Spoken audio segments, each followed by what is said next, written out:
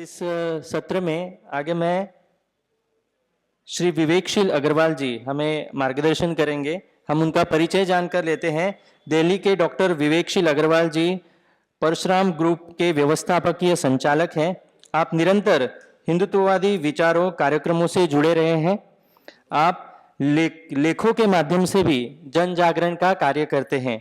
आपने कोविड काल में शोध किया था कि कोविड महामारी वायरस से नहीं अपितु अवैज्ञानिक एलियोपैथिक दवाओं से कारण हो रही है, और उस समय आपने लगभग 1000 से भी अधिक लोगों को निशुल्क आयुर्वेदिक दवाएं देकर ठीक किया है।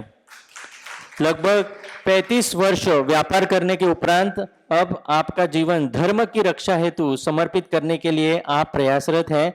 आप हमें हिंदू थिंक टैंक की आवश्यकता इस विषय पर हमें मार्गदर्शन करेंगे। मैं आपसे विनती करता हूं कि आप हमें मार्गदर्शन करें। मैं समझता हूं कि जो आज समय चल रहा है ये हम हिंदुत्ववादियों का एक स्वर्ण काल, या जिसको अमृत काल कहा जा रहा है, कि ये एक अमृत काल जैसा है कि इतनी जागृति हिंदुओं में, हिंदू समाज में, हमारे परिवार में भी और आप सब लोग भी अनेक वर्षों से 40-40, 50-50 वर्षों से धर्म जागृति के, हिंदू जागृति के कार्यक्रमों में करते रहे, काम करते रहे, पर ऐसी कभी आशा नहीं की जा सकती थी। आज यदि आप 10 प्रबुद्ध लोगों से बात करें तो 9 के लगभग ऐसे मिल जाते हैं जो हिंदू धर्म पर आने वाले संकट, हिंदुत्व की समस्याओं को समझते हैं, उसके प्रति उनको ज्ञात है। और आप देखिए कि लव जिहाद जिस विषय को आप लोगों ने उठाया, उस पर बनने वाली फिल्म 300 करोड़ कमाती है। कश्मीर की, जिस पर कभी कोई सन 90 में इतना अत्याचार हुआ, कोई बात नहीं करता था, उस पर फिल्म बनती है तो ब्लॉकबस्टर होती है। और आज कल ही यूपी में हलाल सर्टिफिकेशन पर बैन लगाया गया।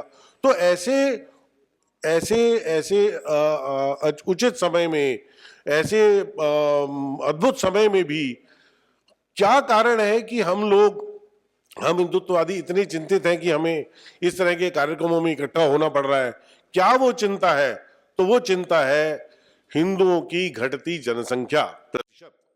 और इसका, क्योंकि अभी सुरेश जी बता भी रहे थे और हम परिचित हैं आपके कि जनसंख्या नियंत्रण पर आप कितना अधिक आंदोलन कार्यक्रम करते रहे, आप सब लोग भी उस पर जुड़े रहे। तो क्या कारण है कि हम जनसंख्या नियंत्रण पर ना परिवार 4 शादी को रोक पा रहे, समान नागरिक संहिता बनवा पा रहे, ना जनसंख्या नियंत्रण पर कानून ला पा रहे, ना अभी हमारे बंधु ने विषय उठाया कि अवैध घुसपैठ लगातार जारी है, उसको नहीं रोक पा रहे।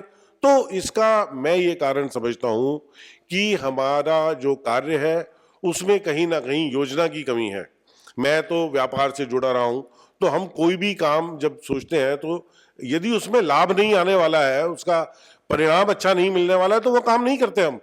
तो हम लोग काम किए जा रहे हैं, परंतु हमें ये पता ही नहीं है कि इसका कोई परिणाम मिलेगा कि नहीं मिलेगा।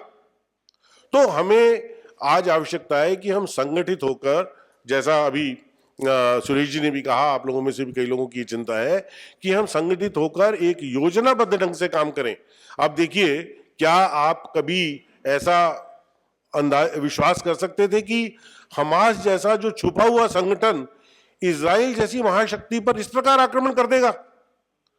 कैसी योजना रही होगी, कितनी उसकी तैयारी हुई होगी, और उस पर कितना काम किया गया होगा कि इजराइल का सारा वो जो आयरन डोम भी फेल हो गया, सारा सिस्टम फेल हो गया।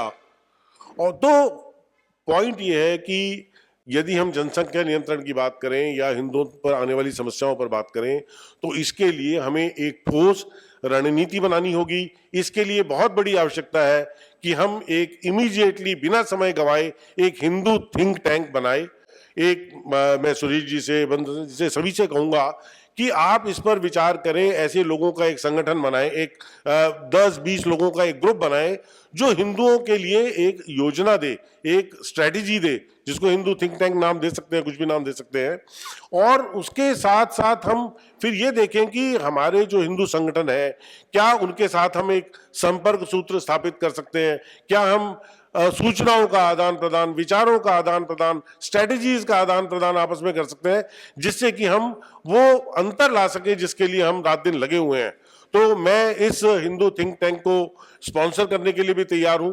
मैं चाहता हूं कि इस पर ठोस कार्य हो और इमीडिएटली आरंभ हो, और हम एक केंद्र बनाए जिसमें सारे भारत की हिंदू संस्थाओं को जोड़े, एक आईटी का एक ऐसा प्लेटफॉर्म बनाए जिसमें आपस में सब जुड़कर मिलकर काम कर सके, एक विषय को एक साथ उठाया जा सके। तो इसकी बहुत बड़ी आवश्यकता है, और इन्हीं शब्दों के साथ मैं आपका समय नहीं लूंगा। हमारे आगे बहुत अच्छे वक्ता हैं, उनको सुनना चाहेंगे। बहुत बहुत धन्यवाद।